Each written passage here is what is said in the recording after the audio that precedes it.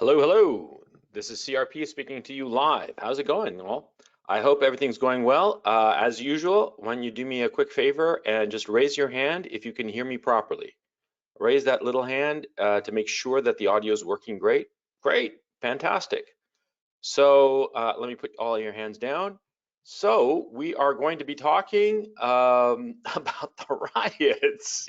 Good God, what the hell, man? I mean, we've got pandemics, we've got riots, we've got plagues of locusts.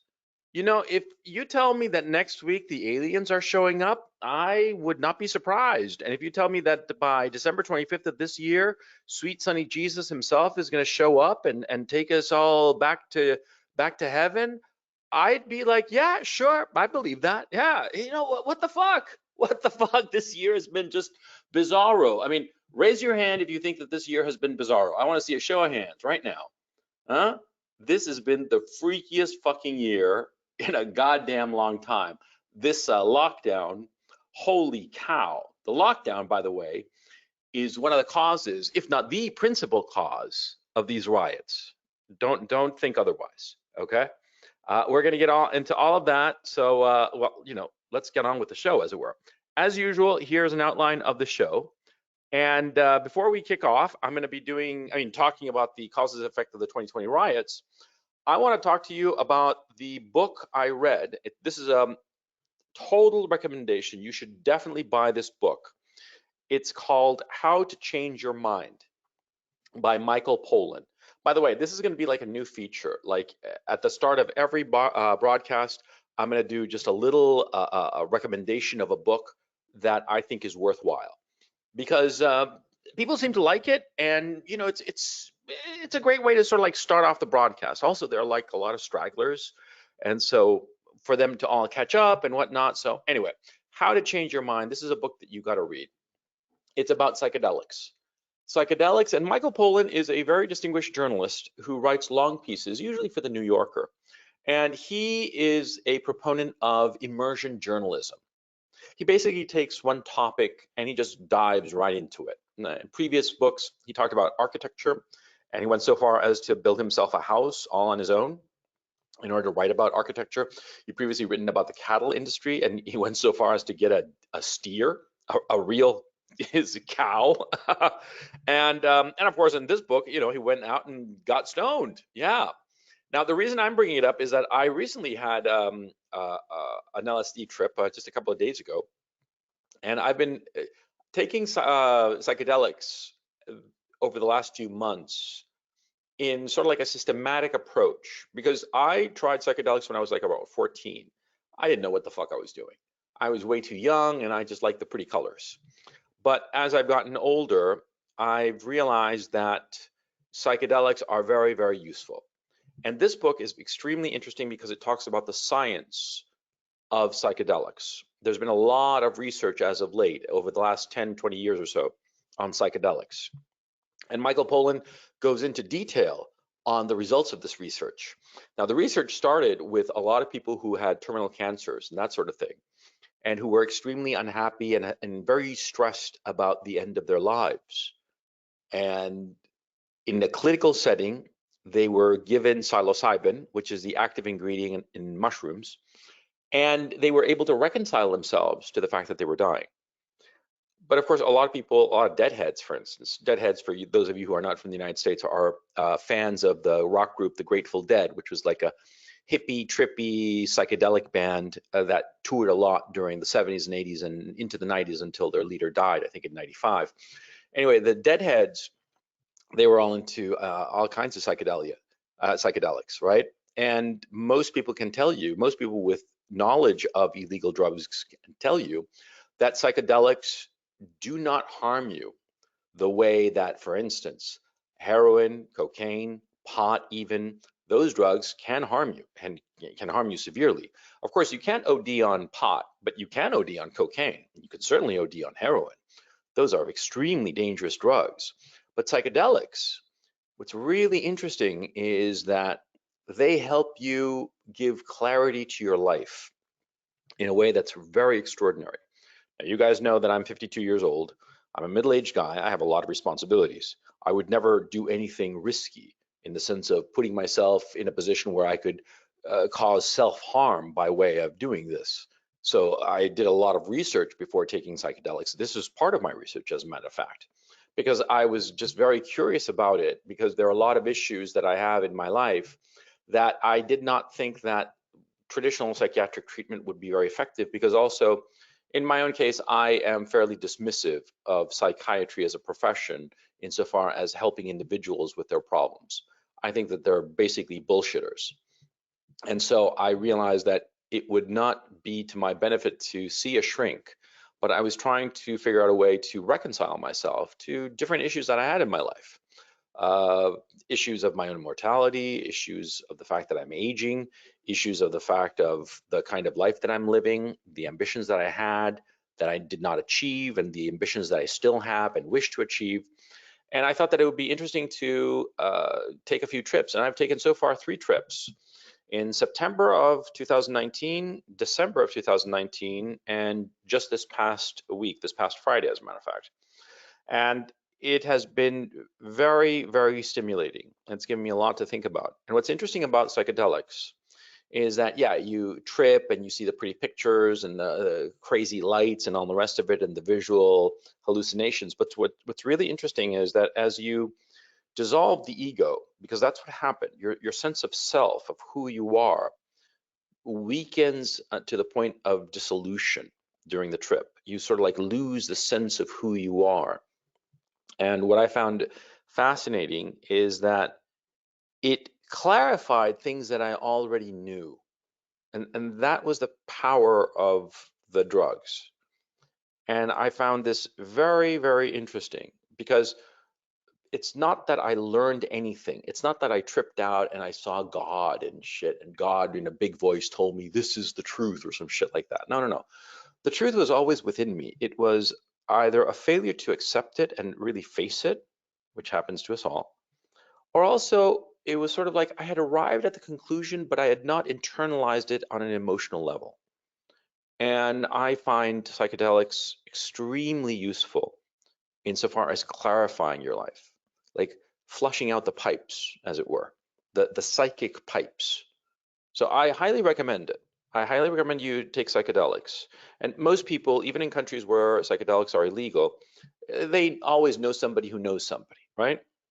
So I would highly recommend you take psychedelics to understand yourself. But before you do so, I would highly recommend that you read this book, because this book talks about the science of it, where is the current research on psychedelics, and why many doctors consider it very, very beneficial to people, not just people who are dying and have serious psychological problems, but also normal people, people who are perfectly healthy, but could use a little boost, a little clarity in their lives. Michael Pollan is a respectable journalist, and the book that he wrote is mainstream. This is a mainstream book. I mean, you can see it right there. It's got the, it was a New York Times bestseller, and deservedly so. It's extremely well written, extremely well researched, very matter of fact. He doesn't flip out or anything like that. And he makes it very clear that psychedelics are a different class of drugs from opiates and cannabis, because they are. Anybody who's had any kind of drug experience, as I did when I was a teenager, will tell you that psychedelics are worlds away from any kind of opiate and any kind of cannabis, okay? And the high that you get, and also what happens to your head, and also the most important issue, you don't get hooked on psychedelics. You don't get addicted to it. You don't have a physical need for it. You have your trip, and it's a great trip, but you're not going to get hooked on it.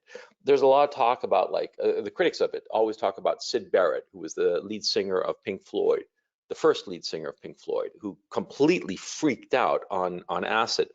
That was a different case, because the guy was crazy to begin with, and he was probably taking LSD to alleviate the symptoms of his insanity beforehand. Now, he was already nuts. The LSD didn't really make him more nutty. It was just, a part of his craziness. Okay. Most people who take psychedelics do not have anything near it, and there's a lot of bullshit floating around about psychedelics that Michael Pollan addresses in some detail. And what's most interesting of all, from my point of view, though he studiously tries not to assign blame, he basically points the finger at Timothy Leary, the Harvard professor during the 60s, for setting back the course of research into psychedelics, because psychedelics really can help. So that's my book recommendation and the background for this recommendation, because I think that psychedelics, responsibly handled, of course, okay, not doing anything stupid, responsibly handled, they can be very beneficial, and so that's why I highly recommend them. Okay, so let's get back to the riots. The riots, holy cow. Okay. That was how you end a fucking lockdown. Don't you agree? Yeah, with nationwide riots. I mean, how many cities are rioting, for crying out loud? I mean, it's like I lost track at this point. It must be like 20 cities. You got New York, LA, Chicago, Detroit, Louisville, like the whole goddamn country's on fire, and Minneapolis, of course. Man, anarchy rules, man. Yeah, and have you noticed all those fucking protesters? Not a one of them is practicing social distancing. Fuck it. You can go and loot all you want, but practice your social distancing. God, I cannot believe it. Look, everybody saw the video of George Floyd rather, being murdered, and he was murdered. Okay, there's just no other way to look at that. The guy was handcuffed on the ground, right, and some guy just squeezed his neck until he killed him. Now, there's a lot of talk going on about the policeman who killed him. The cop apparently was actually a friend of his. Apparently, they'd worked for 17 years together at some club where they were both bouncers. That's one story I heard. Another story I heard is a George Floyd was a porn actor. I don't know if that's relevant or not. Whatever the case of the situation, it's very clear that the guy was murdered. You can say that it was manslaughter, it was inadvertent murder, or you can say that it was premeditated. Who knows? At the trial, it'll come out. But from the video evidence, it's very clear that the guy was killed unlawfully, which is the definition of both murder and one of the definitions of murder and manslaughter. And so he was killed unlawfully. He wasn't doing anything. He was no threat to anyone. I think it's really despicable. However, we're not having these riots and these lootings and whatnot because of George Floyd. George Floyd's death, George Floyd's murder was just a trigger, okay? And there's no other way to look at it. Nobody gives a fuck about George Floyd. With all due respect to the dead man, and I mean no disrespect, but that's the truth. People are rioting, people are looting because they just have an excuse, because cabin fever. That's the thing. That's what's going on. It's cabin fever from the lockdown, because people have been cooped up for fucking 10 weeks, for crying out loud. 2.5 months. You got half of March, all of April, all of May. Yeah, 11, almost 12 weeks actually. People are just sick and tired. They freaked out. Cabin fever set in. And when they were able to go out, yeah, this is what we got. The authorities should have been better prepared. I mean, retrospectively, it's very obvious to realize what was going to happen, that there was going to be this explosion of just anger and frustration, because the anger and fear, of course, comes from the people who are unemployed or who have lost their businesses. And this is a disaster. The shutdown killed the small businessman. The small businessman, most small businesses will not recover from this. It just killed them dead. I'm talking those businesses where you have like 2 or 3 employees up to say 20 employees, small firms, small little companies, restaurants, what have you. They're dead. Of course, some of them did okay, like for instance, like accounting firms, to give an example. Yeah, those companies are fine. Those small businesses will be fine. But most small businesses are not accounting firms. Most of them are restaurants, little auto repair shops and whatnot. And they're closing down and they're never going to reopen. And those people, those entrepreneurs, those hardworking people who own those little businesses, it's going to take them a long time to start another business, because the psychological effect on them is going to be huge.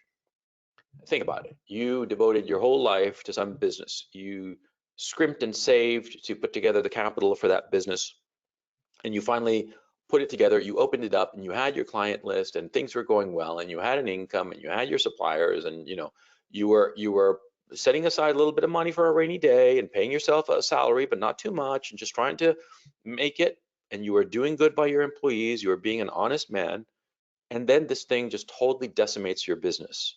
This business that you spent 5 years, 10 years, 20 years building, it's gone in a matter of a couple of months.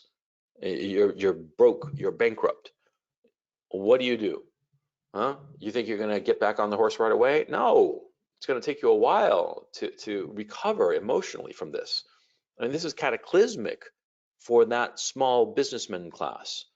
And all this stuff that they helped you and whatnot, oh, it's all bullshit. You know, all these programs and whatnot, yeah, it's all vaguely corrupt, and we all know it is. And so they got fucked. And those are the guys who are the backbone of the American economy. And those fuckers, they got a knockout blow. They're lying flat out on their backs on the mat, and they ain't gonna get up, not for a good long while. Okay? You got to look at that and be realistic about that shit. And so part of the reason for the riots is the anger and fear of those people. Also, the young black people, you got to think that they're unemployed. They're not getting much money, maybe. Yeah, because a lot of people say, oh, look at these guys who are getting like $1,000 a week in unemployment. Yeah, sure, some are. But those young black people who are all out there rioting and such, they had some shitty ass job that was paying minimum wage, and they got cut when this whole thing started.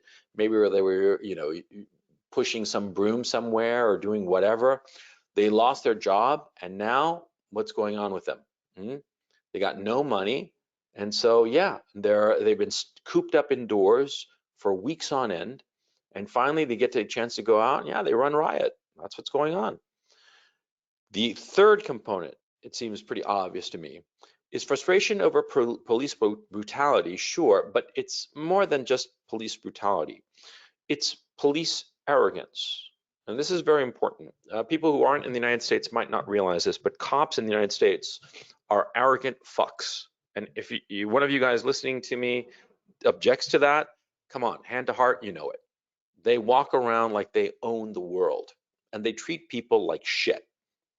I mean, like I've been walking around, in a suit and tie, looking like what I am, a middle-aged businessman in New York City, in LA, and the cops have like looked at me like, who are you? Yeah, like fucking arrogant fuckheads. Like they can hurt me, but the thing is, see, they can. They know it. They act like bullies, and they have been militarized over the last 20, 30 years in a way that's just kind of shocking. They have like little fucking MRAP vehicles, I mean, armored personnel carriers and shit like that. Like there's some sort of like occupying army. It's not a pleasant experience, the cops in the United States. Like, for instance, the cops in Chile, where I lived. Now, those cops, they are trained to de-escalate confrontations. Now, I've been in situations where I've seen the cops get between a couple of people and bring down the tension of the room. And these guys, man, they are trained, they are clearly trained by psychologists to bring down the tension, to de-escalate, which is what a policeman should do, because the point of policing is not to crack skulls. It's not to ship somebody to prison. The point of the police is to maintain social order. And how do you maintain social order? Not by escalating violence, on the contrary, by de-escalating violence, by bringing down the temperature of the confrontation, by cooling the situation. And that's what the cops in Chile do. Of course, there have been incidents, very specific incidents, where that hasn't happened in Chile. I'm not saying that the cops in Chile are fucking angels, no.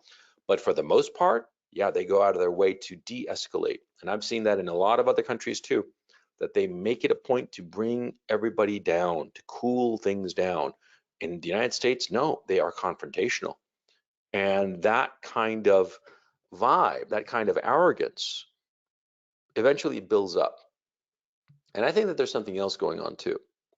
I think that the police are viewed as a symbol of a controlling society. This is a concept I just made up for this webinar. But have you noticed in the United States in particular, everybody wants to control you all the time. Do this, do that. Don't do this, don't do that. Don't say this, don't say that. Be quiet. Don't say this. that truth? No, you can't say it. You can't point to it. You know, it's all very controlling you. And if you don't do what the controlling power tells you, the effects can be catastrophic. And I think that people are a little bit sick of it, you know, sick of it and tired of it, and they reacted to it. They reacted to it by way of this looting. Now, of course, there's the other thing too. A lot of these fuckers are left wing, and we'll get into the whole gaslighting that's going on. I'll get into it in just a second, but a lot of people who are rioting and looting and whatnot are poor blacks and also highly educated white kids. And this is troubling, but we'll get into that in just a second. Now, who wants these riots? Because everybody says that, oh, this rioting is terrible, it's awful, blah, blah, blah, but who wants it? Okay. There are people who want it, of course. And the Democrats, the leftists, and the progressives, they want it. They want it because they think that it hurts Trump, which is an incredibly foolish stance. The Democratic leadership in particular thinks that this will hurt Trump because it drives him up the fucking wall that everything that they've thrown at the guy just misses him. You know, the Russiagate, that was a bust. Then they impeached the motherfucker, and that was just laughable. I mean, it was just laughed out, for crying out loud. Everybody thought it was just a fucking joke, you know? And so they are, it drives them up the fucking wall. And so when the pandemic happened, it was very obvious that the Democrats were all in favor of locking down the economy because they thought that the bad economy would hurt Trump. And it drove them nuts that this did not happen because nobody blames Trump for the collapse of the economy over the pandemic. Nobody, because they say, well, we had to close out the economy. Nobody's saying, oh, Trump crashed the economy. No, everybody's saying we had to close the economy because of the pandemic. I'll bet you anything that when this started, when the pandemic started, and the decision to shut down the American economy was floated, the Democrats were thinking, this will be great for us. We'll fuck over Trump. And of course, he didn't get fucked over because people, most people, the vast majority of people, 90% of people, recognize that it wasn't Trump fucking over the economy with some stupid decision. It was basically, we're going to shut down the economy because of the pandemic. Trump has nothing to do with this. And so it drove them nuts. And now with this riot, yeah, they figure that this kind of social mayhem will help them more. Okay. And so they, excuse me, they are tickled pink by these riots. Yeah, and they think that this is going to be great because it's going to harm Trump. And this is the problem with the Democratic leadership. See, the Democrats are again playing to the extreme left. They think that this kind of rioting that appeals to the left, that the extreme left, the progressives are just cheering on because, you know, the white man bad, you know, cops bad, burn it, burn it, burn it, baby. Yeah, they think that this is a great thing and that this will garner them votes. They do not realize that this rioting scares the ever living shit out of most normal people. Most normal people do not want this. Most normal people want things to be calm and placid. Most normal people, small business owners and whatnot, are terrified of having their business just burned to the ground by a bunch of fucking looters. Yeah, they're not down with this shit, not at all. The Democratic leadership should be doing everything in its power to shut this fucking riot down, but they're not. The Democratic politicians are letting this just fester and bloom. It's going to be worse today. Today's Sunday, May 31st. I don't know if in the United States the 1st of June is a holiday, but because it is in Europe. Is it? I'll ask you guys real quick. Raise your hand if it's a holiday tomorrow in the United States. Do you guys know if it's a holiday or not? No? Okay, so I guess it's not. Okay, but anyway, in what you call it, over the next few days, well, it doesn't really matter even if it's a holiday or not because everybody's unemployed. There's what, 33 million people who are unemployed? God knows what the figures are going to be when they come out this coming Friday. This coming Friday, the Bureau of Labor Statistics is putting out its figures for unemployment. And if you told me that the unemployment figures are going to be over 20%, I'd be like, hell yeah. If you told me that they're 25%, I wouldn't be a bit surprised. They're going to be catastrophic numbers, the highest in history. And so my thinking is that uh, there is going to be more riots, and the democratic leadership in the cities where these riots are happening are just lying down and letting it happen because they think that this will be good for them politically. You got to understand the mentality of these guys. People always talk about Trump derangement syndrome. It's a real thing. It makes people do stupid shit. It's making the democratic leadership do stupid shit. Just because it's Trump doesn't mean that he's always wrong. And just because Trump advocates something doesn't mean that you should not advocate it too. If Trump says that 2 + 2 is 4, it is 4. If Trump says, don't jump off a cliff because you'll die, well, what are you going to do? Well, the fucking Democrats, what are they doing? They're saying that 2 + 2 is not 4, and they're saying, fuck you, Trump, we're going to jump off this cliff. And they have jumped off this cliff. The Democratic leadership of these cities is doing nothing to stop this. And this is going to spiral out of control. In some cases, you have police departments that are actively joining the fucking protesters and taking a knee in solidarity and shit like that.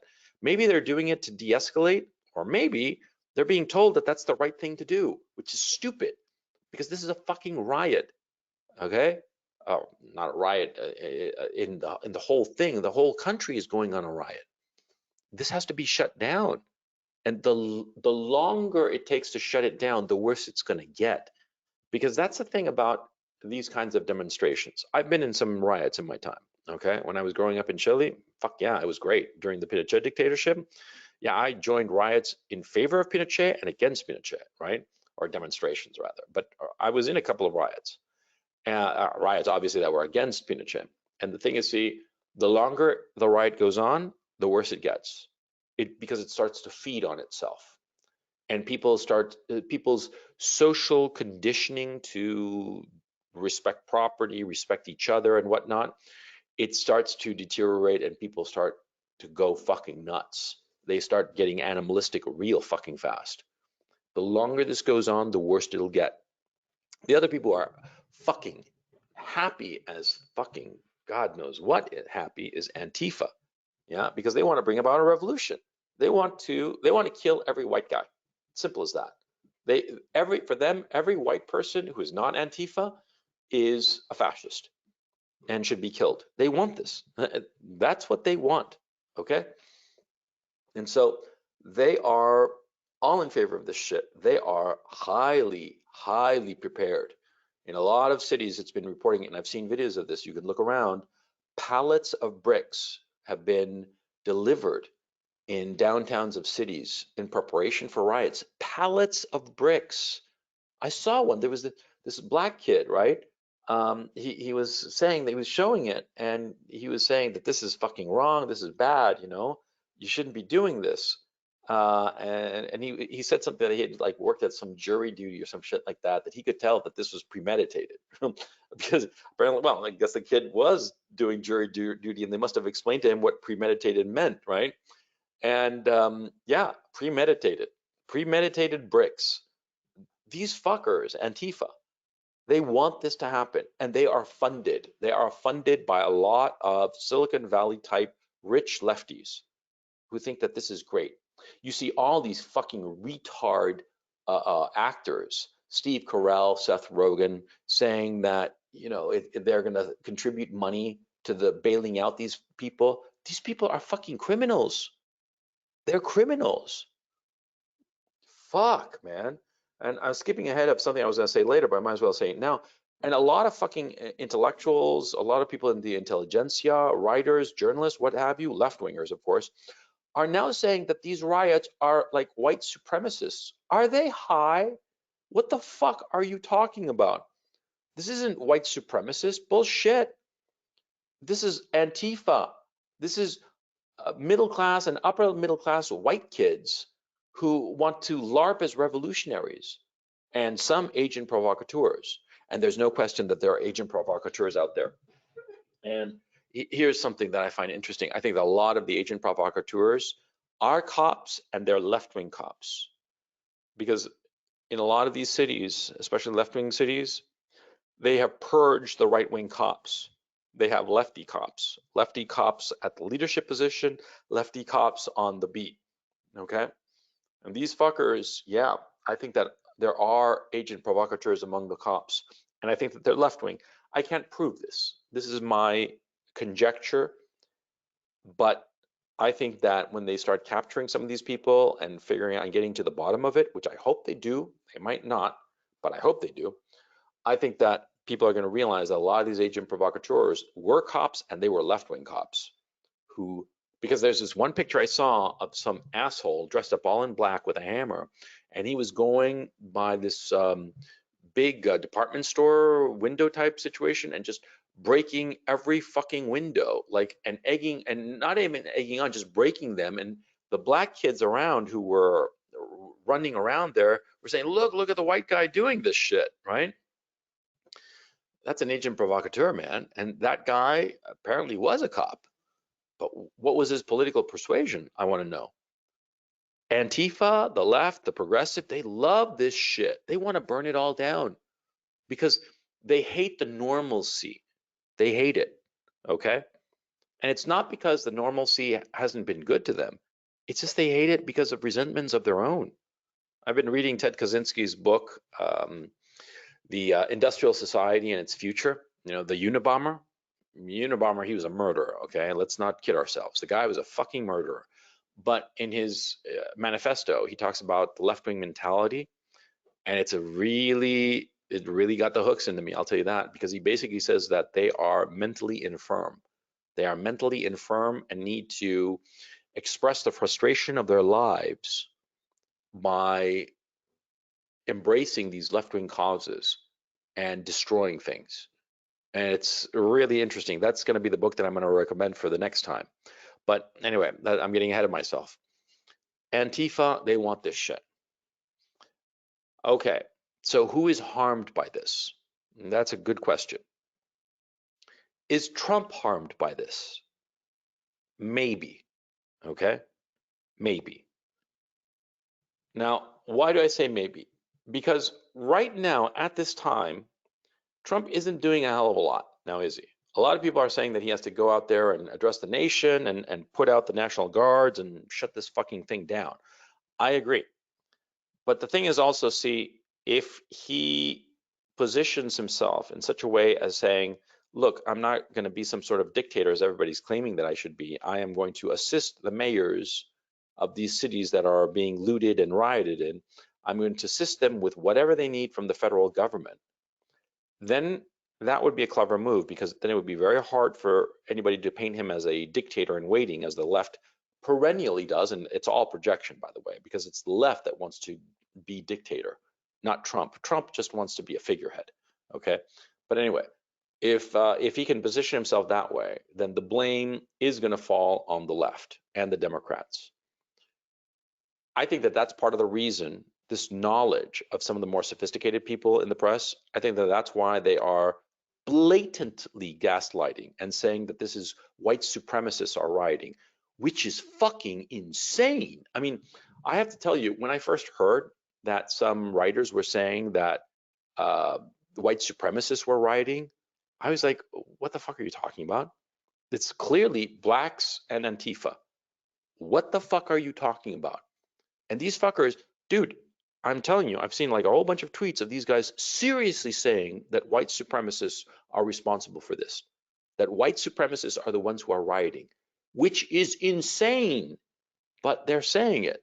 And the worst part is that there are people, ignorant people, of course, who are believing them, who are saying, oh yeah, it's the white supremacists. Yeah, fucking retards. There's no other way to put it. They are fucking retards and they're buying this bullshit. And so, of course, you know, you got to say to yourself, how dishonest are these motherfuckers? But then again, it's effective. And that's the thing about the leftists, man. They are dishonest motherfuckers, but they're effective. They don't give a fuck about morality, about what's true or false or good or evil. They just care about getting power and winning. And so you got to admire them.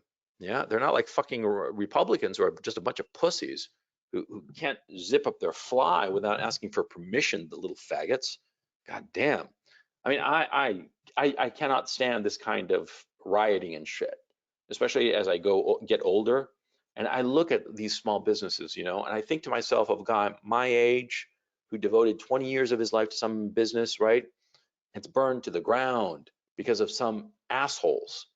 And it makes me angry because I identify with the little store owner, the owner of the little auto repair shop or whatever the fuck, the owner of the Wendy's franchise.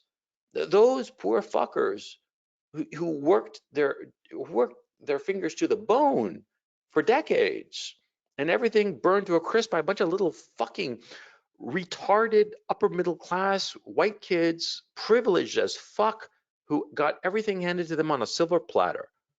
Fuck yeah, it bothers me. Sorry if I get a little hot under the collar here, but I hope you understand where I'm coming from here. Yeah. So anyway, they're gaslighting the fuck out of Trump and saying that it's white supremacists, which is bullshit. And so the issue becomes, how is this going to affect Trump? I think that it actually isn't going to affect him. At this time, it looks like he'll be able to skate away. So long as he doesn't do anything stupid. If he just lets this sort of like burn out in these cities, yeah, the blame will be on the leftists, not on Trump. Because most normal, moderate people are going to say, what the fuck is this? If he lets it play out for a while and finally says, ladies and gentlemen, my fellow Americans, this has gotten out of hand and I'm deploying the National Guard to restore order. If this goes on for like 2-3 weeks, which it very well could, and if he waits 2-3 weeks and constantly says that he wants to support the mayors and the governors to put this shit down, and they don't, because they're Democrats, because they want this shit to happen, because they think that it improves their odds in November, yeah, and he waits around for 2-3 weeks and then deploys the National Guard and get this shit in order, everybody's going to be behind him. Everybody. Yeah. So it could harm him. It could not. It depends. Anyway, the effects of the 2020 riots. The fact is that this is showing that the United States is more politically polarized than ever before. This is just a fucking mess, this country. Yeah. Yeah, I mentioned this before that some police were with the protesters, which I find just, yeah, but it points to something very important.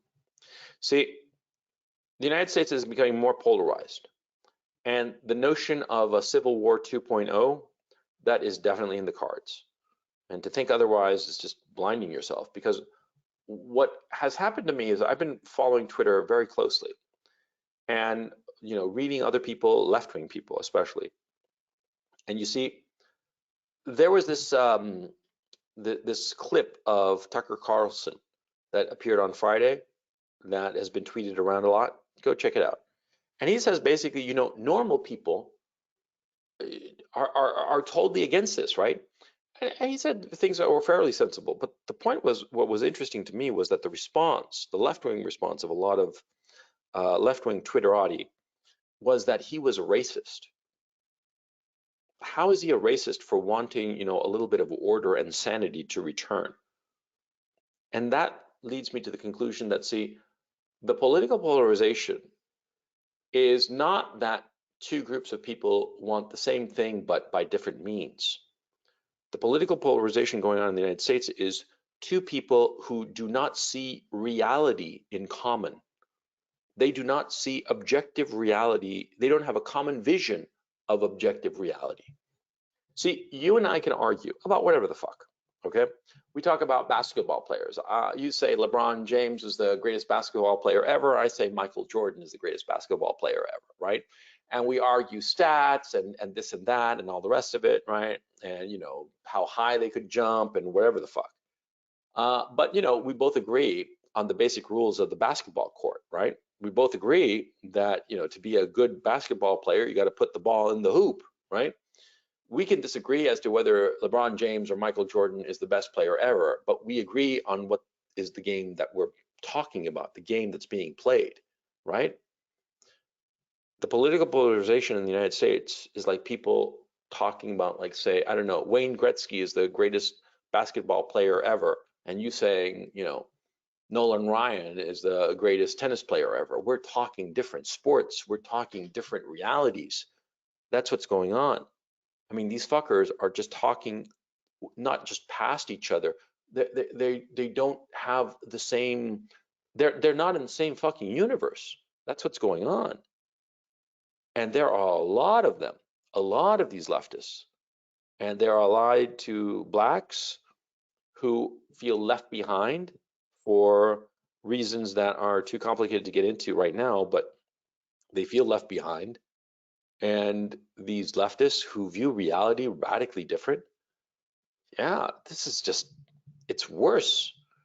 I don't think that this is the start of the Civil War 2.0, but it's a preview. Fuck yeah, it's a preview. I think that the Civil War 2.0 might happen, in 2024 or something. But who knows? Maybe it starts now. I mean, anything can happen. I mean, if you told me that the Civil War, if you told me that the United States is in total civil war by the end of this year, I wouldn't be surprised. Yeah. I mean, yeah, that's how polarized things are, because people do not share a common reality. So whatever they talk about, they're talking past each other. It's like two people who speak two radically different languages. One speaks Chinese and the other speaks Finnish. They're not going to understand each other ever. Okay? That's what's going on. That's the kind of political polarization going on in the United States. Okay? Now, another thing that's going on here is that the mainstream media is being further discredited. They're looking like fucking clowns. There was this guy out in Minneapolis, right, for CNN. He was some, balding, gray-haired fat fuck, and he's talking on camera. It's at nighttime. Behind him, there's a building on fire. And the fucker is saying, he is literally saying, well, the demonstrators are here and it's very peaceful and, everything seems to be okay. There are a couple of fires here and there. And there is a huge fucking building on fucking fire right behind him. What the ever living fuck? Yeah, but that's the kind of bullshit that the mainstream media is peddling. These fuckers are discrediting themselves every fucking day. When they push the bullshit that white supremacists are rioting, everybody's like, what the fuck are you talking about? It just discredits them further. They are pushing Democratic Party talking points by saying that the white supremacists started the riots, which is a lie. But everybody who sees it, I'm talking people who are center left even, okay? Even some leftists, they're like, what the fuck are you talking about? I saw them. They're fucking Antifa and black kids. They're not fucking white supremacists, for crying out loud. What the fuck are you saying? But the mainstream media, MSNBC, CNN, they're pushing this bullshit. Yeah. And this is further discrediting them, And the thing that's troubling is that, see, you got Twitter, you got Facebook that's using the MSM, the mainstream media, as the shield to censor people. Because you all heard about that shit about how Jack Dorsey at Twitter censored Donald Trump's tweets. That's catastrophic for those fuckers, by the way. Yeah. I mean, it was just incredibly stupid, incredibly arrogant to think that, oh yeah, I can censor the president of the United States and nobody's going to say fucking shit. Fuck you, Nimrod. You're going to get fucked over. You're going to get ass blasted to fucking Mars for that. They don't realize it. They don't realize the trouble that they've gotten into. Twitter, Zuckerberg over at Facebook, he's smarter than Jack Dorsey. He realizes that they've been pushing their luck, and that limit of the kind of censorship of the social media, and that's kind of like, don't do it anymore. You're going to get fucked, and we're going to see how Twitter gets fucked. Twitter is going to be fucked over so hard that they might shut down. Yeah, you think that it's impossible? You wait. Okay, and finally, a big effect of this thing. There is the realization of how weak the political leadership is on both sides. It's incredibly weak. The people who are in control of the political parties are weaklings.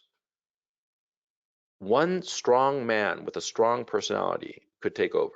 It's not Trump. Trump is showing himself to be a weakling because he's not doing anything about these riots. And it's not that he's playing 4D chess. No, don't give me that shit. What's going on with Trump here is that he doesn't know what to do. And he's being pulled in multiple directions. And he just doesn't know what to do. He doesn't know how to cut a deal to make this all go away, because there's no deal to be cut. Okay? What you have to do is act like a man deploy troops, and start shooting people. That's what you have to do. And people might not like it, people might disagree, but that's what you do with looters. In Chile, for instance, every time there's a major earthquake, they deploy the army with live bullets. They deploy them all over the fucking place to prevent looting.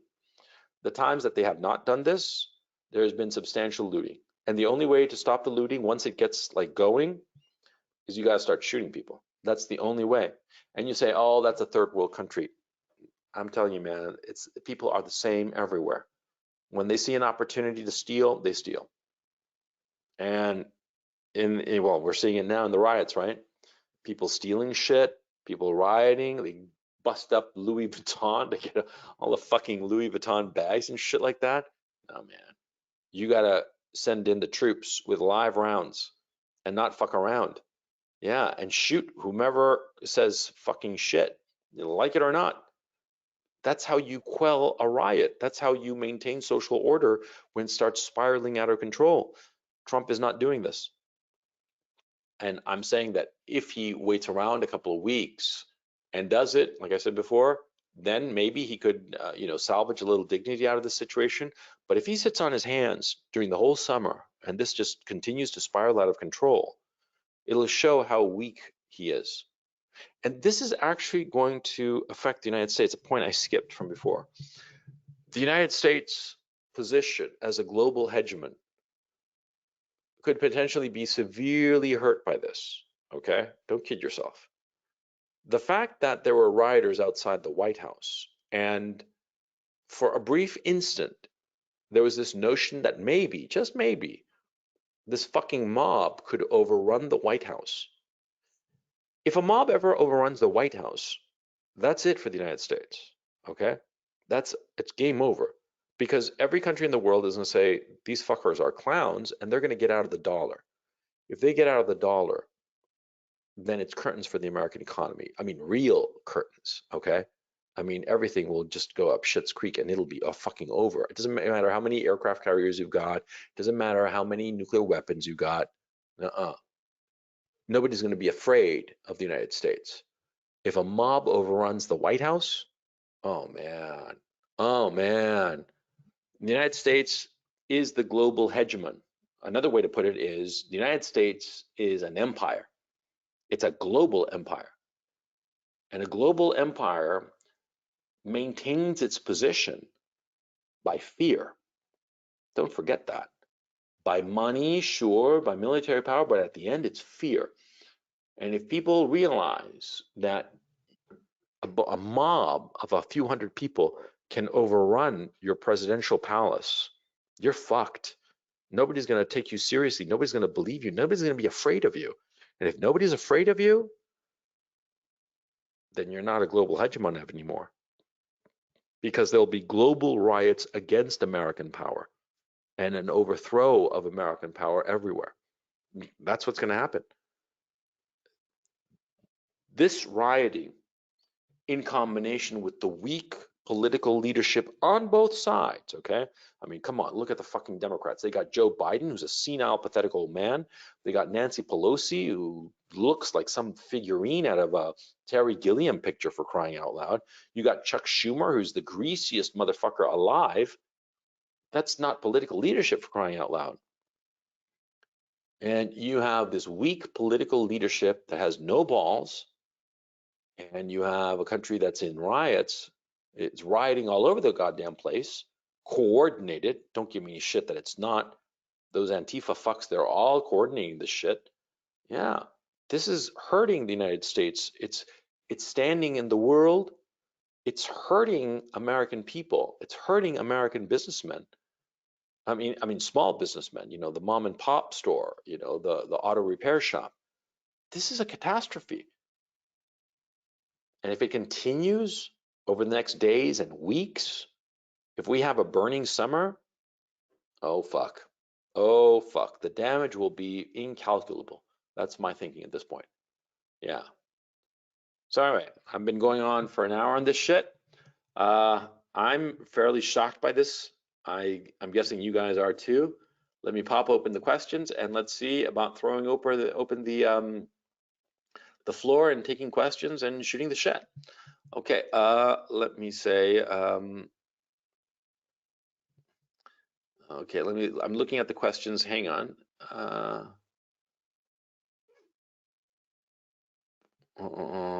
Wait.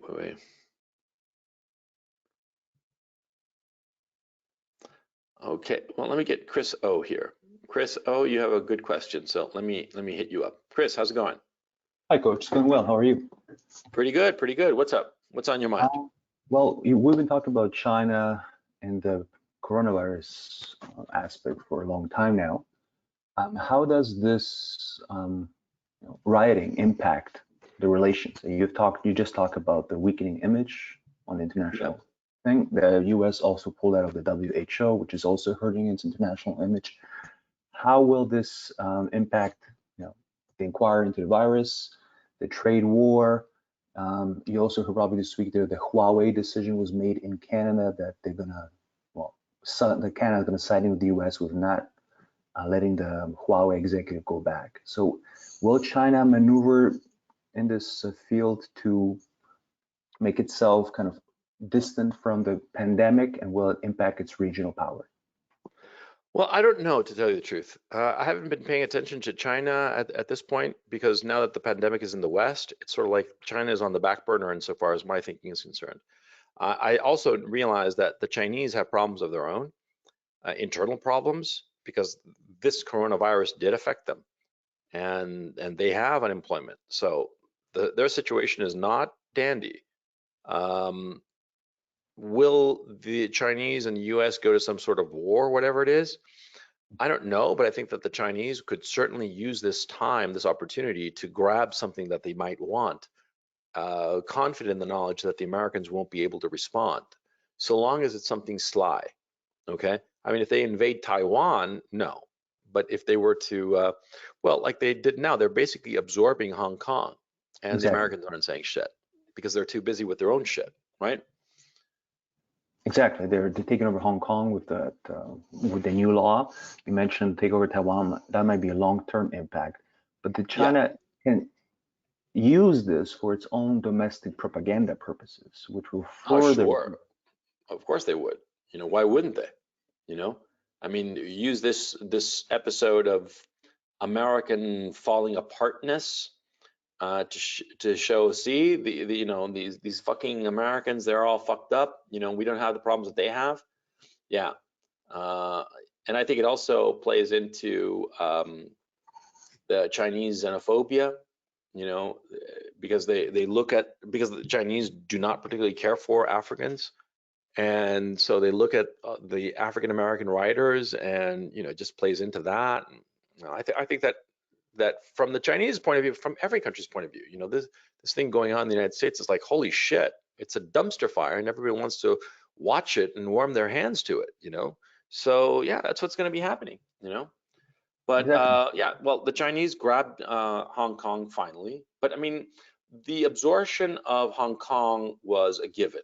It was inevitable that it was going to happen ever since the handover in, what was it, 99? I forget, 99, 98. So it was inevitable, this reabsorption of Hong Kong.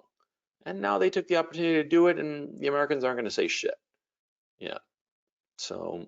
And how will this impact the financial markets? Because a couple of weeks ago, you had recommended a book, which I'm currently reading. It's The Laundromat, and that talks about the Chinese money in the offshores, Hong Kong being used as a global laundering spot. How will this impact the financial markets? Will this further hurt the American and global economy? It depends. It depends on a whole host of factors, because right now the Federal Reserve and the Treasury are doing everything in their power to maintain the markets up. But this kind of this balloon that they've inflated is extremely fragile. Now, it'll depend as to whether the markets view this as something that will affect the finances of companies seriously. But at the same time, all these companies, they're all in deep trouble, and yet their stock prices are through the roof. And so at this time, I have no idea.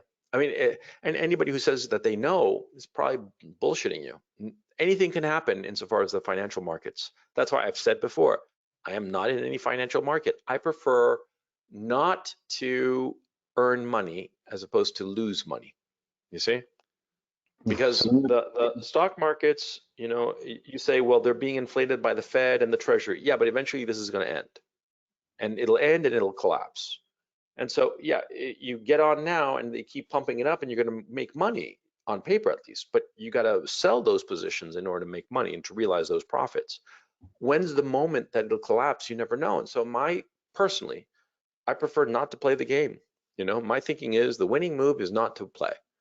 And I don't play, and, you know, I don't make money that some other people are making, fine. But, you know, I'm not worried. I'm not waking up in the middle of the night. I'm having a nice time and a relaxed life. I'm not stressed out. I prefer that, to tell you the truth, because you see, when I sold short a lot of markets back in early February, I knew that I was going to make money because of the interruption of the supply chain. I didn't realize I was going to make that much goddamn money, but I knew I was going to make money. And so that's why I shorted those markets. I shorted the tech markets. I shorted some individual companies that I knew depended on Chinese components, right? Because I knew that they were going to be affected, and I made a lot of money. Good on me. But that was something that was predictable because I had a reasonable supposition and I saw what was coming. And so I made my move. Now I don't know what will happen. I have no idea. And since I don't know, I don't make a bet. You only make a bet when you know what you're doing. If you don't know what you're doing, you don't bet. There's a saying in poker that when you're playing poker, you have to look around the table and spot the fool at the table. Okay? Because there's always one guy who's a moron. Okay? Who doesn't know what he's doing. You got to look around the table and spot the fool. And if you cannot spot the fool at the table, then probably you are the fool. And then therefore you stand up and walk away. Yeah, because you don't want to get fleeced. You see? Yeah, that's how I play the markets. If I can't figure out how to make money clearly, then I walk away. You know, it's not worth it. You see? But that's me. That's me, and other people are different. So for all of us listening to you right now, what would you say would be, let's say, 1 month, 3 month, and end of year best case and worst case scenarios, given the current situation? Anything could happen, man. You're not hearing me. I'm saying anything could happen. At the way things are going now, anything could happen. Okay? We are in a period of total flux. This is unprecedented. This is on all levels. We are, in the United States at least, in total flux. Anything could happen. Okay? I mean, anything bad could happen. As to anything good happening, I don't see anything good on the horizon. Okay, it's at this point it's bad and worse. That's the only options. Well, perhaps the best thing to do is get some extra food and try to catch up with 1 book per week as you're making suggestions. So that's I would agree that that's basically the way to go at this point.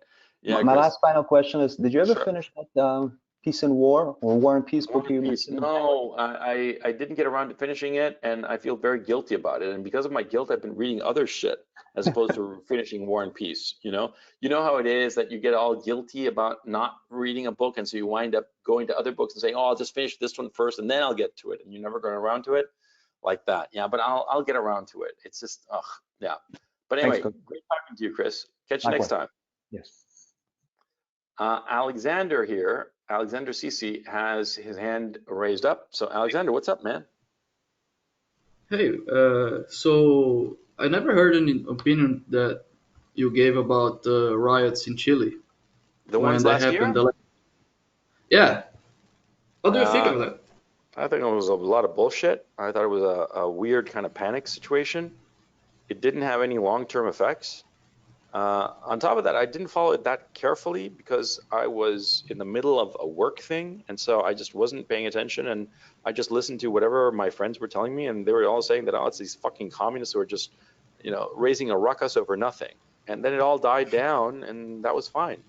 The one thing I did notice is that a lot of people in Chile, when shit started getting heavy, they got ready to get the fuck out of Dodge because the memories Yeah, of the Allende government back in the early 70s so strong still that people are unwilling to stick around and see how bad things get in Chile. because they know how bad it can get. Okay, and that's really interesting because the Allende government happened 50 years ago. This year it'll be 50 years since that government. And those communists, those fucking, I'm talking Allende and his whole cabal of fucking goons, right? Those fucksticks, they put the fear of God into a lot of Chileans for 50 fucking years. Think how bad it was, yeah. But no, it looks to have been inconsequential. I don't know if there have been like further riots, but like I said, I've been busy with other shit, so I haven't been paying attention. Yeah, I live in Brazil, Hmm. and I don't know how much of Brazil's history you know, but basically Very little. ever since the military dictatorship ended in 1990, the left ruled over Brazil for 30 years. The Labor Party here just ruled since basically ever. You know, they say the economist that was president here in '94. I forgot his name right now. Holy shit. Uh, what is his name? The Brazilian president. Wait. Bolsonaro. No, no, no. The way before, like in Oh, '94. Lula da Silva.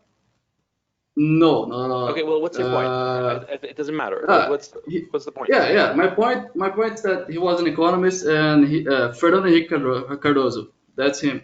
He was president in Brazil from '95 to 2003, and everybody say, "Oh, he was from the right and he was an economist," but he was basically a leftist. So ever since '95 to 2016, we were ruled by leftists, and everybody in Brazil is just scared shitless of the country just deteriorating and it's really bad already. And so if this government right now from Bolsonaro doesn't work and it doesn't seem like it's working and the Hmm. left takes its power again, I think that most entrepreneurs are just bouncing. They're just leaving Brazil.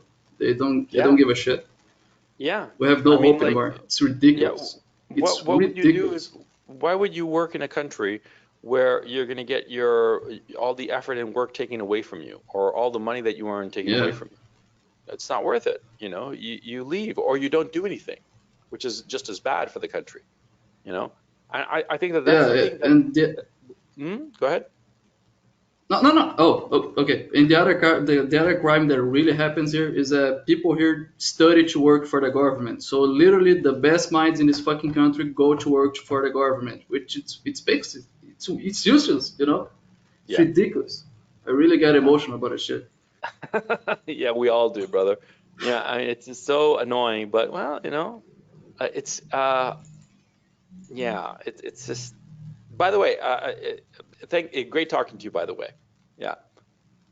By the way, I wanted to tell you guys that we should, for next week, read the Unabomber Manifesto. Okay, the Unabomber Manifesto. You can get a PDF for free online, and it's. Let me see. I'm looking at it right now. It's about 90 pages long. It's not a long book. You could read it in a couple of afternoons. And Ted Kaczynski, the Unabomber, he is a murderer. Never forget that.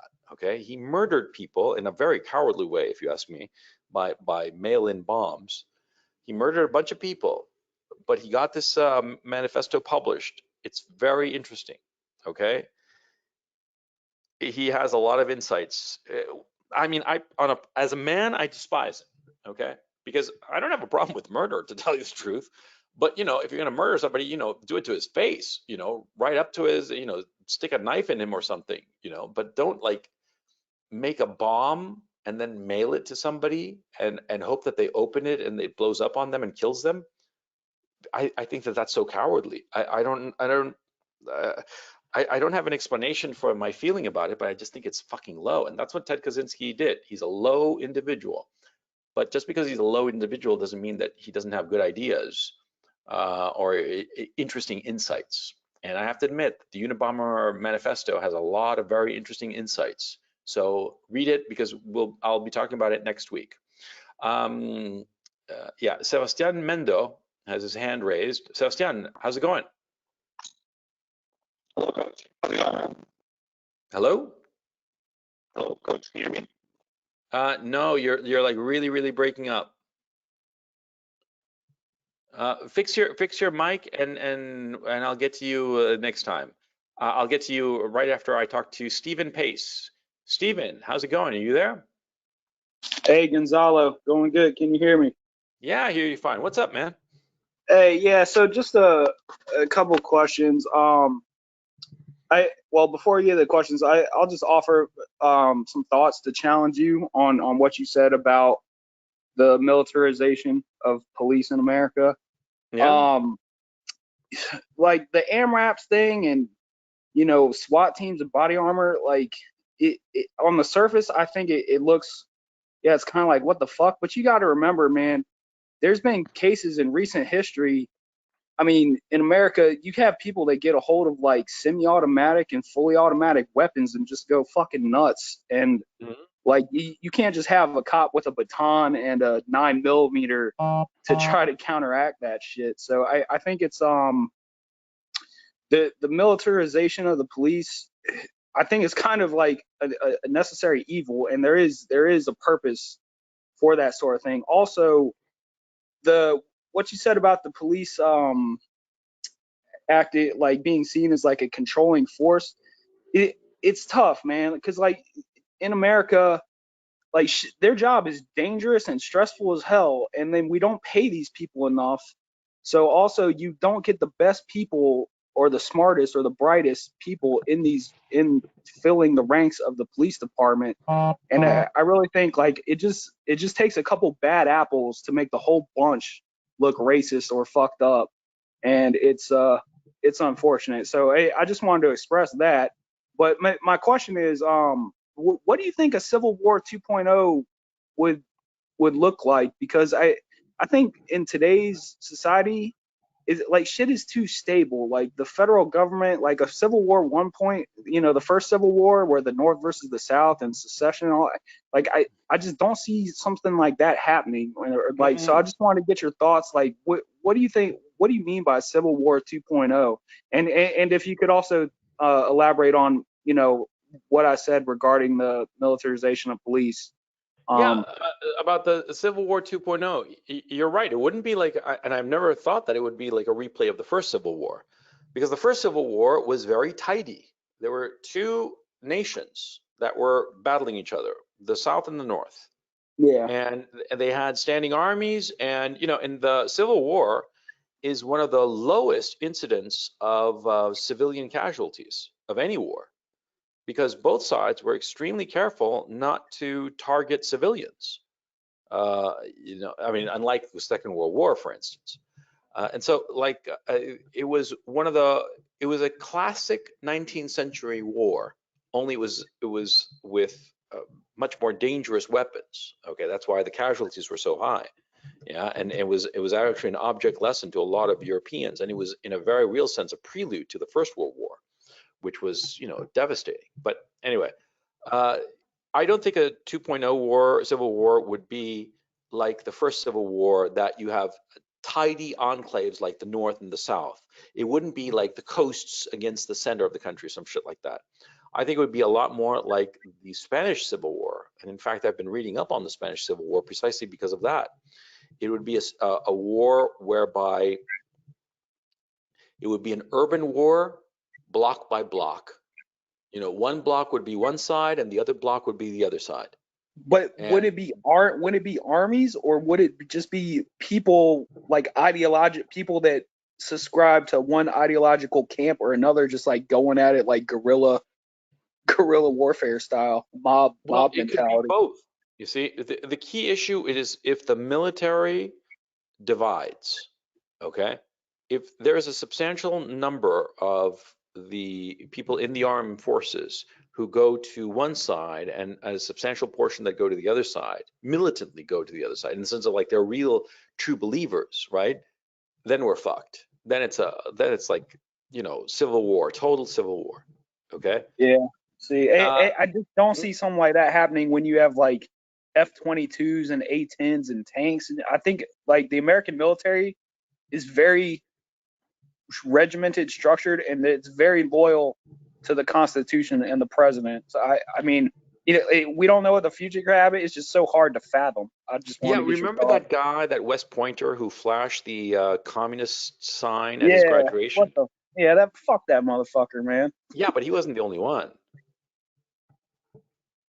Yeah, I see the point you're trying to get at, but Yeah, and you talk a lot of rank and file, non-commissioned officers and enlisted men, and most of them will probably be on the right politically, right? They'd be more conservative, right?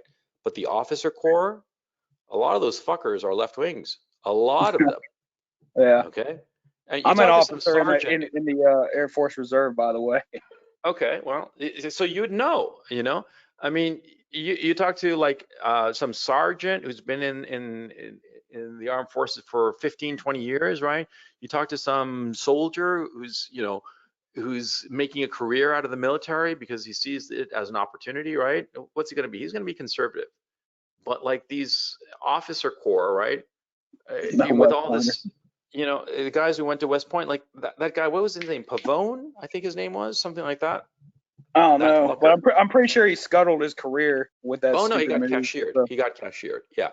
But he got cashiered, but he was dumb enough to show his stripes, literally show his stripes, right? You think that there weren't a lot of other people there in that graduating class who thought exactly the same way as he did? But they were could very smart enough well to be. keep it to themselves. Yeah. Yeah. Yeah, exactly. See, they were smart enough to shut their fucking mouths, right? Because a motherfucker like that, what? He's 4 years at West Point, and he's the only commie there. There must be a lot of other commies there, and they're all buddies. Yeah, but the others were smart enough to shut the fuck up. You see what I'm saying?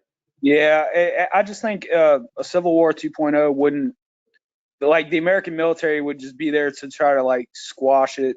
I don't see it devolving to actually the American military splitting and fighting amongst itself. I view it more of kind of like what's going on right now with the mob I hate to say mentality it. and shit like that.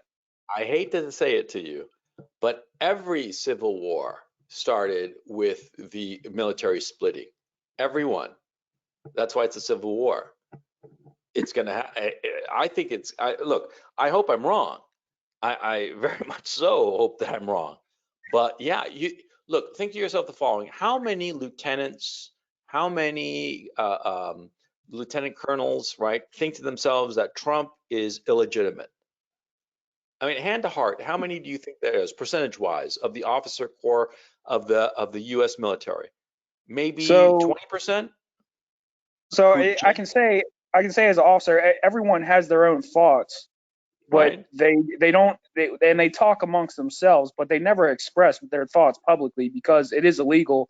And those that Sure. do express their thoughts publicly, the military has a way of quickly punishing Yeah. them. Yeah, So exactly, as they should, right? Okay, but you're in the officer corps in the Air Force, in Air Force yeah, Reserve. yeah. Okay, let me ask you something. How many officers there are hard left?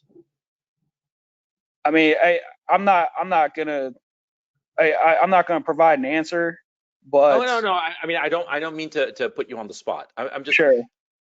what I'm asking is, you're telling me that they're all, moderate to conservative? No, I'm saying if you take a cross section of the military, officer and enlisted, a cross section of the military will reflect the society, the larger society as a whole, but Yeah, it does typically lean one way or the other. right. Yeah, well, my thinking is that precisely because you're right, that the military does reflect the society as a whole. The more educated people today, who would gravitate to the officer corps in the U.S. military, the educated people today are a lot more left wing. They've been indoctrinated a lot more thoroughly in left wing ideology. I Uh, would say the younger, like the lieutenants that are just commissioning, yeah, they are more reflective of that. But the older dudes, the higher you go up, they would sway the opposite way. It, yeah, but at the that's end of the what day, I'm if you thinking. have enough of the younger officer corps who just sort of like say, no, I'm not going to carry out your orders, you can have a degradation rather of the military effectiveness. Okay. So, And look, another thing too, see, if there's like guerrilla fighting going on in some city, like say guerrilla fighting, like real full on guerrilla fighting between say Antifa and the alt-right in like, I don't know, Tampa, Florida, just say for the sake of argument, right? You think that the US military is going to deploy F-22s to go and shoot down? They're not going to fucking do that. That would be crazy because they're not well, going to run the yeah, risk of shooting civilians. sure. Okay. Yeah. The natural progression of things is actually what you're seeing now is first due to legal reasons you have to use the National Guard for posse comitatus, and they're state militia that the governor has control, but the president can then step in and say, no, I'm now federalizing you because there Yeah. is a federal component to the National Guard. So I just view that it's just hard to, and this is why I wanted to ask you, it's fun to theorize what things would look like, but if shit gets out of control, you bring in the National Guard. The National Guard is like people with bricks and Molotov cocktails versus military trained National Guard infantry troops. Like they were not going to stand a fucking chance, in my I opinion. agree. I completely agree. I agree. So long as the National Guard stays in one piece. Yeah, And yeah, my and fear is that the political will is so weak at this time that potentially pieces of the National Guard or of the military could split apart. okay, That's yeah, and I guess what I'm saying is that's from my perspective, that's very hard to envision a scenario like that. Like the perfect example was, when Brown versus the Board of Education went down and we had yeah. to desegregate all the schools.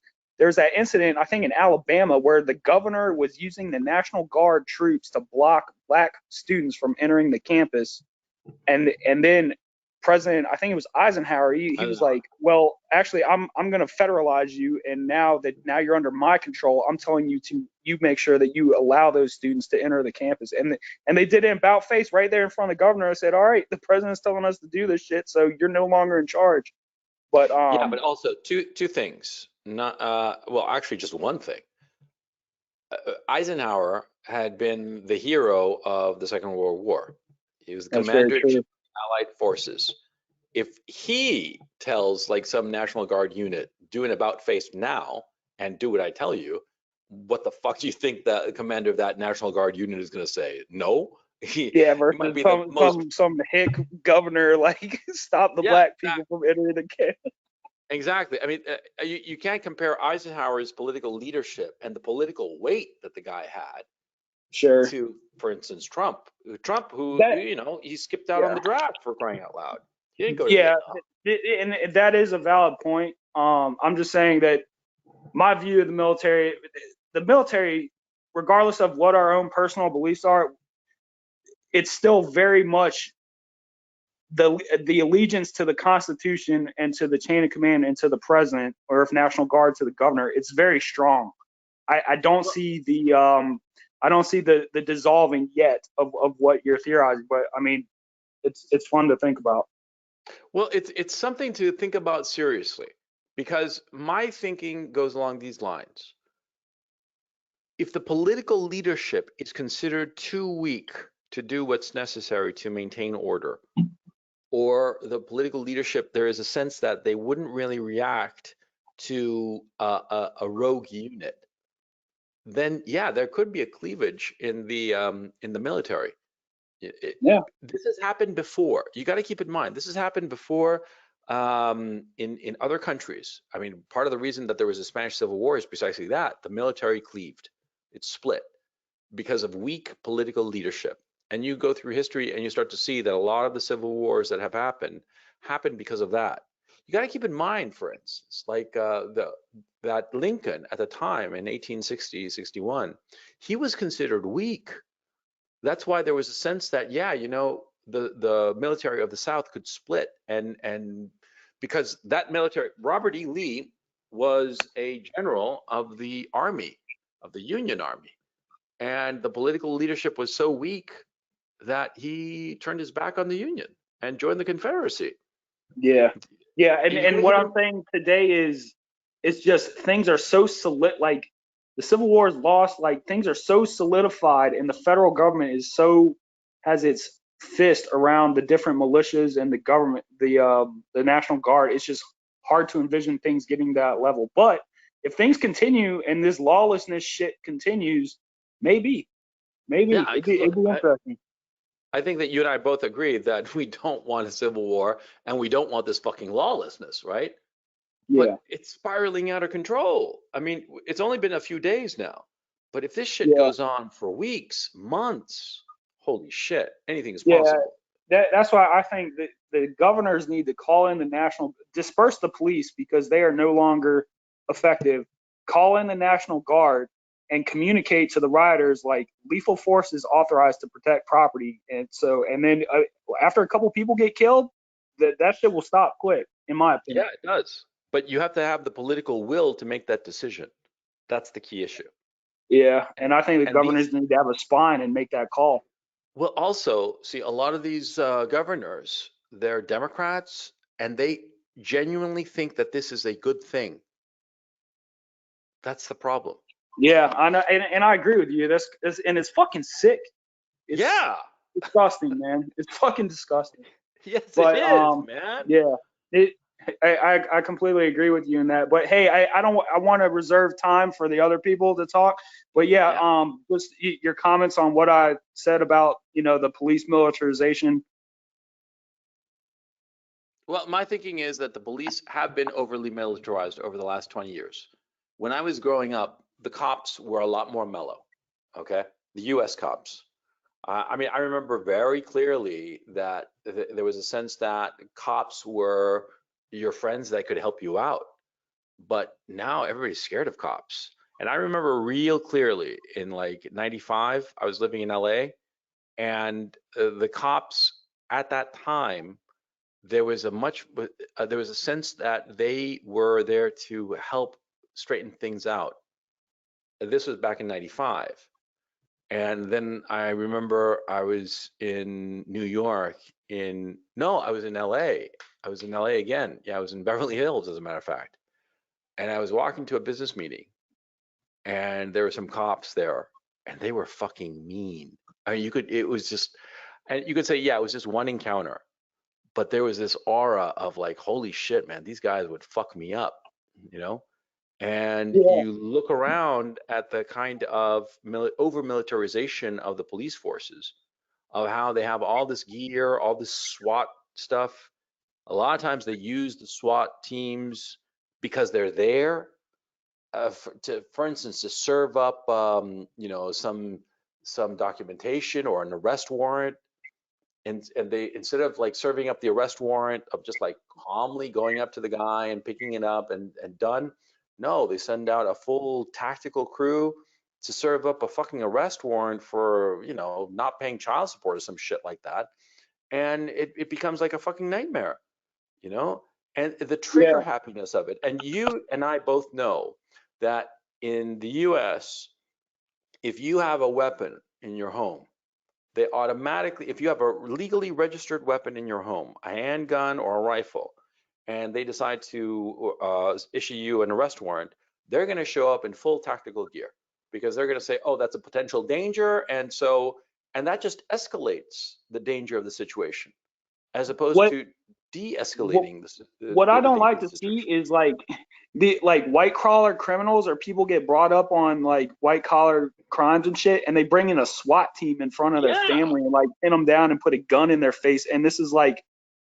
I mean, it's just fucking like that type of shit is kind of fucked up, and Well, like it's what not happened with very, Roger Stone. Roger yeah, Stone is a political operative, right? I have no idea if he has a gun or not, right? But he was a political operative, and they had like a whole SWAT team to arrest the guy. yeah, Uh, it was just absurd, and he's yeah. an old man. I completely agree. Just the last thing I'll say is from what I believe with this whole police brutality and shit, I think it's because in modern times people have become too soft and too liberal. Like Yeah, if a I police agree. like if a police like uses rough force to control someone that's resisting arrest and is being violent, and then they have to worry about getting sued for like police brutality or shit like that. I think because we've gotten so soft, it just further inflames. It makes the situation so much worse. Like for example, in Germany, those German police don't fuck around. If you're being drunk and unruly, they can take their baton and just smack the shit out of you. And then when you go to jail, like you're not gonna be able to sue them for them beating you with a baton, because the Germans, they have a basic underlying respect for law and order. And if a police uses force, it's like, well, you were being drunk and unruly and you brought that on yourself. Like, what the fuck do you think, moron? Whereas in America, we're fucking so sue happy and lawsuit. We are a lawsuit society. Like, and when Yeah. you get that sort of I don't know, that sort of underlying like fear, like, oh, will I be sued for this if I use force, and the cameras and all this shit? Like, it's just, I think that very thing has made the whole situation that we're talking about regarding police brutality and excessive use of force and this and that, it just polarizes it, and it makes it even more of a fucking issue, because Yeah. we've lost our goddamn sense as to, like, all right, if you're resisting arrest and you're being violent and you get the shit beat out of you by a cop, well, what the fuck? Well, there's a loss of a sense of proportionality. Yeah, I completely agree with you. Yeah. Hey, great talking to you, man. I want But to hit somebody else, but Steven, it's been great talking to you, and do it again next week. like, yeah, for sure, man. I really enjoy it. Thanks a lot for your time. No, thank you. Take it easy. Later. I want to hit up Mike Harton. Mike Harton, he's got a really, really good question. Mike, are you there? Mike, Hello? Hello? hello, how's it going? Good. How are you doing, Coach? I'm doing great. You had a great question. Why don't you hit us up with it? Sure. So I was wondering, why is so many, especially Americans, and more so older Republicans or these classical liberals, are just petrified of just being labeled as a racist? Why are you saying that? Are you a racist? You're a racist, aren't you? You figured me out, Coach. Yeah, I know that. Yeah, you asked about racism, so you must be racist. Oh, yeah. I mean, Mhm. look, I completely agree that they freak the fuck out of being labeled racist. And I Mhm. think it's because at this time, it's like, um, how can I put this? Uh, on the one hand, it's the secular religion. You can't be racist. On the other hand, I think too that a lot of people are racist in the sense Yeah. that they think that certain groups of people are certain ways. Because, look, my thinking on racism in general is that racism, what is that? It's a stereotype. It's you think that certain races have fulfill certain stereotypes. Not every member of that race, but most.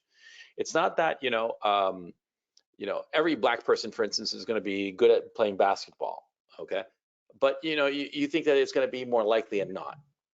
And it's not like every Asian is going to be good at math, but you're going to think it's more likely than not. Now, the Yep. thing is, see, racism is to think that any member of any particular ethnic group is going to be a certain way automatically. But the thing is, see, a stereotype emerges naturally. It's not that there's some room of people who are sitting around dreaming up stereotypes and then float them out there into the ether and for people to like believe it. No, what's a stereotype? It's an inference. That's what it is. It's an inductive inference, to be precise. You see enough examples of something and you come to that inference. There are three kinds of logic, right? There's deductive inference, inductive inference, and abductive inference, okay? Deductive inference is where the conclusion is contained in the premises. For instance, all men are mortal, Socrates is mortal, all men are mortal, Socrates is a man, therefore Socrates is mortal. That's a Yep. deductive inference. An inductive inference, or let me talk about abductive inference first. An abductive inference is essentially an educated guess. When you see many facts and you come to a conclusion based on those facts that seems reasonable to explain most of those facts. Abductive logic is the beginning of the scientific method. It's the way a hypothesis emerges, okay? Any hypothesis, what is it? It's a guess. It's like saying, I think that this happens because of this, so let's go and test it. But how did you get to that hypothesis? By way of abductive reasoning, abductive inference, which is that you saw something and you said, maybe this thing that's happening here is caused by this other thing over there. Okay, that's abductive logic. And inductive reasoning is when the conclusion flows from the premises, okay? That is, it happens enough times that it's reasonable to think that this will happen. For example, in the past, primitive civilizations, they had no idea that the earth circles the sun, right? all they saw was that the sun would rise in the east and set in the west, right? Yes, rises in the east and sets in the west. Right, that's right. Yeah. So anyway, what happened was that they inferred that that would happen because it had happened so many times before. Now, a stereotype, what is a stereotype? A stereotype is an inference. It's something that has happened so many times before in previous examples that you believe it. A stereotype is a typical behavior of a person, or a belief that that person or a group of people will have a certain typical behavior. Yep. And so a stereotype, you have stereotypes about all sorts of things. But see, most of these stereotypes are accurate. Let me give you an example. Suppose you're walking down the street, right? You're walking down the street and you see this guy. This guy, he's got relatively short hair, maybe he's not perfectly shaved, right? But he's got like these green clothes, a green shirt, short sleeve shirt with like a pocket protector, right? And also a Yep. green pants. And he's wearing this white lab coat. And he's got like this stethoscope hanging around his neck. Now, what are you going to say? You're going to say, oh, that's a doctor. Yep. But that's a stereotype. See, that's a stereotype. You are stereotyping that man because you are seeing something that you have seen so many times before, and every single time it's been true. Yeah, because every Yep. single time since you've been a little kid, you've seen a guy in green scrubs with a white jacket and a stethoscope, and he's turned out to be the doctor, right? So if I were to see this man walking down the street and I all of a sudden have a heart attack, I'm in the middle of my heart attack, and I yell at that guy and I say, doctor, doctor, help me. Now, of course, I have never seen this man's identification. Yeah, I don't know who he is. He's just dressed a certain way. But just from his dress, I infer, I have the stereotype that he's a doctor, right? And that's why I'm calling to him, right? We stereotype all the time. We do not check the ID card of that doctor. We do not check the ID card of the policeman who, is waving us forward in traffic. We don't check the ID of the construction worker, right? Who's holding that little stop sign. We don't do that because we just infer from the stereotypical behavior of the man, in this case, the clothing of those individuals, that they are a policeman, a doctor, or a construction worker, right? We do this all the time. But what happens is that there are certain negative stereotypes that emerge. And we as a society have all come to the conclusion that we are going to ignore and or deny these stereotypes, no matter how many times we see something that is true, okay? Yep. And that's what a stereotype is, and that's what racism is. Racism is ultimately a stereotype, and you have arrived at that stereotype because you have seen so many instances of a certain kind of behavior. And like, for instance, something that Asians don't mind at all. I grew up in the United States and I went to public school, and every goddamn Asian kid I ever knew, East Asian kid, they were all good at math, every single one. Okay. And I was good at math. And so I wound up in like the high level math classes, and I was like the only Latino there, right? All the others were half and half, white guys and Asian guys. And yeah, so my stereotype is, he's an Asian guy, he's probably good at math. Is this true all the time? Well, probably not. There are probably lots of Asian people who suck at math, but that's the stereotype that I have. And why? Because I came across the instance so many times. So insofar as the issue of racism is concerned, a lot of times you have, older Republicans or whatever, and they've seen a particular behavior so many times, but at the same time, they know the rules. They know the rules, and the rules are you cannot point out the negative attributes that you have seen many, many times from people of a particular ethnic group. You can't, because if you do, you will be ostracized. And so we are basically saying that you cannot look at reality. You have to deny reality. And I think that that's long-term pernicious. That's me. Yeah. So at what point in time in America did this really start? Like, I'm thinking like the civil rights movement, but was this the case beforehand? Yeah, a civil rights movement. Well, in the no, actually, I would say the 70s and the 80s. Yeah, Hmm. that's when it really started. Because in the 60s, people were more forthright. They had more self-confidence. Yeah. But because of all this lying and denying things that they would see with their own eyes, because that's what's going on here, okay? Hmm. You see a lot of people having to deny things that they have seen with their own eyes, and so what happens is that they constantly deny that they're racist, but a lot of times it's not that they're racist that they hate anybody for a particular race, but they have certain ideas about them that more often than not prove to be accurate. Okay, Hmm. that's the thing, and that's the thing that drives leftists a little bit nuts. Because see, a stereotype, I insist, it doesn't emerge in a vacuum. It's not that, a particular stereotype emerges out of thin air.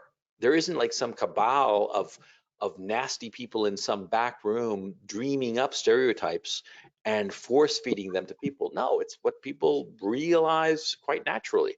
Yep. And that's the problem. We don't want to look at reality, which is pathetic. We got to look at Hmm. reality. And it's not Yeah. the fault of the person who perceives reality if the reality is negative. It's the person exhibiting the negative trait. He's the one at fault. Why should I lie about something that is self-evidently true? Hmm. That Yeah. doesn't seem reasonable to me. Yeah, Yeah. but I just find it really annoying how like all these like civnats, they're just obsessed with the idea of finding the base black man or the black best friend. Like they literally like glorify like Martin Luther King Jr. But anyone who actually reads his work or knows who he is knows he's a terrible guy. He's a rapist. well, he was a terrible guy. He was a plagiarist. He Mhm. was a bigamist. He abused women and probably raped a couple from the testimony of people. Yeah, he just gave pretty speeches. That's all he did, you know. So look, my thinking on the whole race thing, um, it's the whole notion, the whole way of looking at things by way of this whole racism kaleidoscope, I think is very dangerous because it makes people lie about things that they know are not true, but lie so as to get along. Yeah. And you can't have a society, a functioning society, that will long endure if a significant portion of the population knows that they're lying. And more to the point, a lot of people a lot of people who are black will say that X people are racist or whatever. But the thing is that drives the black people nuts is that they kind of like know that it's true. See, Hmm. and they know that there's just a lot of lying going on, and it Hmm. drives them nuts too. It drives everybody nuts. Everybody would be a lot happier if they were just like honest about shit. And if you are honest about shit, then you can start solving the problem as opposed to sweeping it under the rug and pretending it's not there, which is what's going on. I mean, I don't have Hmm. any animus against anybody, okay? About any racial group or anything like that. I could give a shit. I don't really care, yeah? And if Yeah. you tell me, for instance, that Latinos are lazy and they're bums and this and that and the other, I'd say, yeah, that's pretty much right, you know? And Mhm. I'm fucking Latino, you know? I mean, fuck it, Gonzalo Lira, Jesus Christ. I mean, I got the biggest Latino card of them all, for crying out loud. And I can tell you right now that a lot of stereotypes about Latinos, they're absolutely accurate.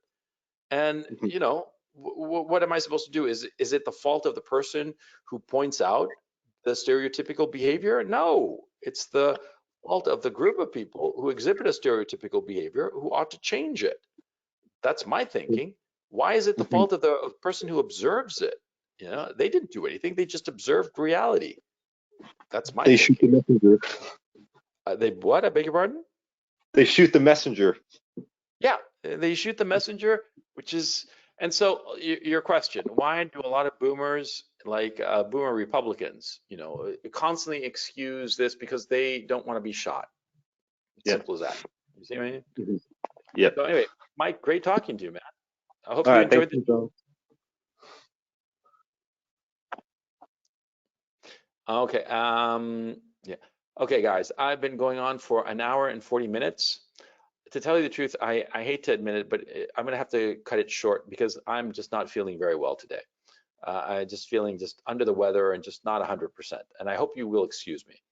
But well, you know, it was an hour, 100-minute show, so that's a pretty decent show. So let me hit one last question. You know, sort of like to round it out. Let me put everybody's hand down. Anybody have like an urgent question? Hit me up now, and I'll hit you. Adam Edwards. Let me hit you, Adam. Adam, you there? Hey, Coach. Hey, How's it going, man? I'm doing all right. And you know, I wanted to say one thing.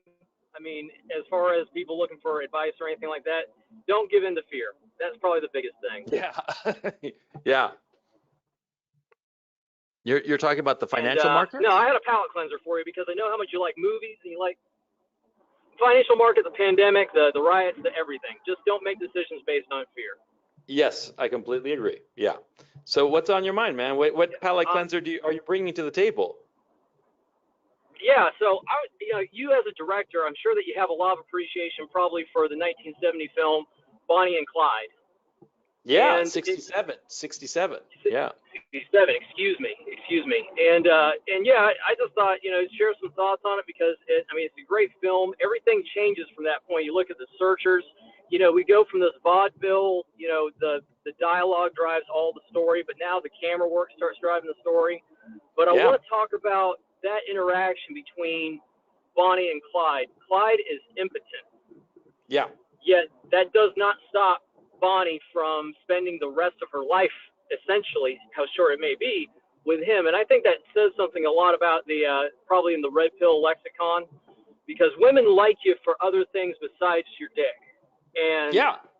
And I think that that's something to explore. I mean, if you want to take like a little bit of time, or maybe we want to save it for later, or save it for a video. I just wanted to contribute that to you. It's my gift to you. Yeah, thanks. Yeah, you're absolutely right. And that movie actually shows that it's not sex, it's excitement. Okay? The vibe of excitement. That's why Bonnie was there. You know, Bonnie thought that Clyde was exciting, and because anything could happen with him. And sometimes it was really horrible what would happen. But see, that's what women want, because women are emotion machines. They want to feel emotions. That's the thing that drives them. And if you understand that, women want to have emotional experiences that move them, and if you realize that you can provide that, yeah, you're on. You ever notice those relationships where they're constantly fighting and they're on and off again, and the woman always comes back for more? You know, they're always fighting. They're clearly incompatible at some level, but the woman always comes back, and she never cheats on the guy, even though she seems to be having a miserable time, because that kind of emotional drama. It's not that women are drama whores. No, they need that emotional adventure intensity. You know, they need that. They need it in a way that guys don't. You know, guys. I mean, most guys. I can speak for myself. You know, I want to just chill out, watch TV. You know, have sex once in a while, and eat nice. That's basically the life I want to be living. But women, they need that up and down roller coaster, man. Yeah. They desire a conflict. They desire a narrative. Yeah. That's been my personal experience. Yeah, pretty much. Yeah. So yeah, you can be impotent, but if you make it exciting for her, she won't mind. Yeah. Exactly. Yeah, that was my contribution, and I hope you feel better, and I'll see you next week. See you next week, man. Thank you so much. Yeah, because I'm just feeling a little bit under the weather. Yeah, I just not 100%. But I hope you enjoyed this broadcast. I hope that I gave you some ideas. The thing that I don't see anybody really talking about is the issue of cabin fever and how that's sort of like exploding after the lockdown. And yeah, because if you notice, everybody put all of a sudden coronavirus on the back burner. Nobody gives a shit anymore, which I think is actually good, because I think that the coronavirus lockdown was, people will look back on it retrospectively and realize it was the worst goddamn decision and that the people never should have locked down and shut down the whole economy over it. And I'm actually kind of glad that this riot is sort of like wiping away the whole thing. And I can't wait. I mean, I hope that this whole thing of the coronavirus gets wiped away sooner, because it turned out to be a nothing burger. You know, certainly some people died and it's a tragedy, but it was not the pandemic that killed millions of people that even I expected was going to be the case. I told you guys so, that I thought it was going to be the case, and I was wrong. But I'm hoping that this will just wipe it away. And so, yeah. So anyway, guys, it was great talking to you. I hope to see you next week. And yeah, take care. And remember, next week, it's the Unabomber book, the Unabomber Manifesto. You can get it for free on Google. So just Google it and you'll get a PDF. And it's not very long, but it's very, very insightful. Okay, catch you next week.